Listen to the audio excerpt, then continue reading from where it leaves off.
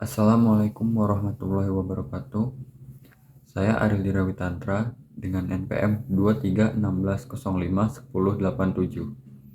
Pada video kali ini, saya akan menjelaskan buku Pendidikan Kewarganegaraan dari penerbit Widina Bakti Persada Bandung.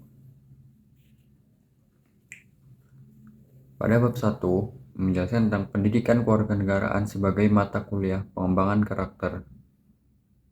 Pendidikan kewarganegaraan berfungsi sebagai model pengembangan jati diri dan kepribadian para mahasiswa. Tujuan membangun manusia Indonesia yang beriman dan bertakwa terhadap Tuhan Yang Maha Esa, berbudi pekerti luhur, dan berkepribadian mantap dan mandiri, serta mempunyai rasa tanggung jawab, kemasyarakatan, dan kebangsaan. Nilai-nilai dalam Pancasila antara lain yang pertama nilai ketuhanan, yang kedua nilai kemanusiaan, ketiga nilai persatuan, keempat nilai kerakyatan, dan kelima nilai keadilan.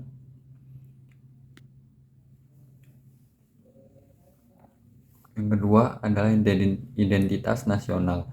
Identitas nasional adalah suatu ciri yang dimiliki oleh suatu bangsa yang secara filosofis membedakan bangsa tersebut dengan bangsa yang lain. Faktor-faktor pendukung kelahiran identitas nasional yaitu yang pertama faktor objektif yang meliputi faktor geografis, ekologis, dan demografis. Faktor yang kedua adalah faktor subjektif, yaitu faktor historis, sosial, politik, dan kebudayaan yang dimiliki bangsa Indonesia.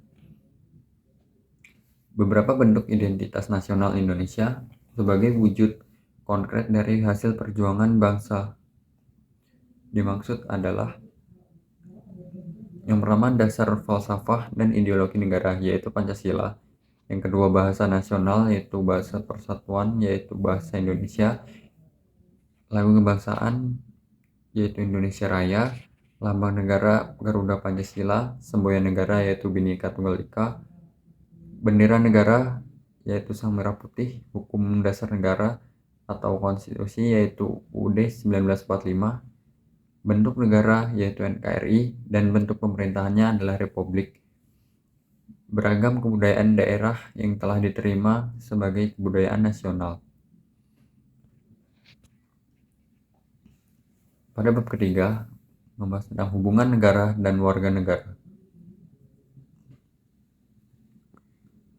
Negara memiliki hak untuk ditaati peraturannya dan hal itu terlihat dalam sosial praktisnya.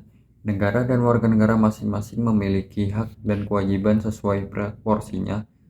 Negara memiliki kewenangan untuk mengatur warga negaranya, namun warga negara juga memiliki fungsi kontrol terhadap mereka. Kebebasan yang bertanggung jawab merupakan bagian dari hak asasi manusia yang secara kodrati merupakan anugerah dari Tuhan Yang Maha Esa. Pengingkaran akan kebebasan berarti pengingkaran pada martabat manusia. Oleh karena itu, semua orang termasuk negara, pemerintah, dan organisasi wajib kiranya mengakui hak asasi manusia. Hak asasi bisa menjadi titik tolak dan tujuan dalam penyelenggaraan kehidupan bermasyarakat, berbangsa, dan bernegara. Pada bab keempat, membahas tentang demokrasi Indonesia. Demokrasi adalah kedaulatan rakyat. Dengan demikian, pada negara yang menganut sistem demokrasi, kekuasaan pemerintahannya sangat terbatas dan pemerintah tidak dapat bertindak sewenang-wenang kepada rakyat. Demokrasi Pancasila dalam arti luas adalah kedaulatan dan kekuasaan tertinggi ada pada rakyat yang dalam penyelenggaranya dijiwai oleh nilai-nilai Pancasila. Nilai-nilai Pancasila yaitu nilai ketuhanan, kemanusiaan, persatuan, kerakyatan, dan nilai keadilan sangat mendukung demokrasi. Prinsip-prinsip demokrasi antara lain 1. Participation, 2. Inclusion, 4. Representatif, dan yang keempat transparansi.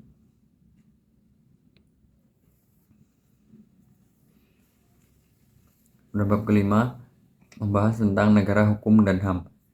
Negara hukum. Dasar filosofi perlunya perlindungan hukum terhadap hak asasi manusia adalah bahwa hak asasi manusia adalah hak dasar kodrati setiap orang yang keberadaannya sejak berada di dalam kandungan dan ada sebagai pemberian Tuhan.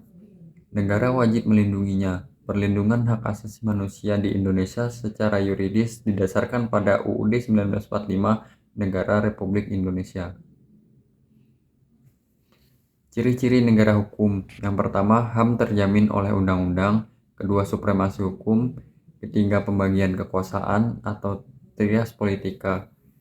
Yang keempat, kesamaan kedudukan di depan hukum. Kelima, peradilan administrasi dalam perselisihan. Yang keenam, kebebasan menyatakan pendapat, bersikap, dan berorganisasi. 7, pemilihan umum yang bebas. Dan yang terakhir, badan kehakiman yang bebas dan tidak memihak. Selanjutnya adalah wawasan Nusantara sebagai geopolitik Indonesia. Geopolitik adalah cara pandang dan sikap bangsa Indonesia mengenal diri, lingkungan, dan yang berwujud negara kepulauan berlandaskan Pancasila dan UUD 1945. Pentingnya geopolitik bagi Indonesia adalah untuk dapat mempertahankan negara dan berperan penting dalam pembinaan, kerjasama, dan penyelesaian konflik antar negara yang mungkin muncul dalam proses pencapaian tujuan. Keterkaitannya yang erat dengan faktor geografi, filsafat, dan budaya bangsa. Mewujudkan wawasan ini menjadi konsepsi geopolitik suatu negara. Sebagaimana dirumuskan dalam doktrin Menhankam Republik Indonesia, dinyatakan bahwa wawasan Nusantara adalah pandangan yang menyatakan bahwa Indonesia merupakan satu kesatuan dipandang dari segala aspeknya. Yang terakhir adalah ketahanan nasional Indonesia. Ketahanan nasional adalah kondisi dinamis yang merupakan integrasi dari kondisi tiap aspek kehidupan bangsa dan negara. Ketahanan nasional meliputi ketahanan ideologi, ketahanan politik, ketahanan ekonomi, ketahanan sosial budaya, dan ketahanan pertahanan keamanan. Hakikat ketahanan nasional Indonesia adalah keuletan dan ketangguhan bangsa yang mengandung kemampuan mengembangkan kekuatan nasional untuk dapat menjamin kelangsungan hidup bangsa dan negara dalam mencapai tujuan nasional. Sifat-sifat ketahanan nasional antara lain: yang pertama, mandiri, maksudnya adalah percaya pada kemampuan sendiri dan tidak mudah menyerah.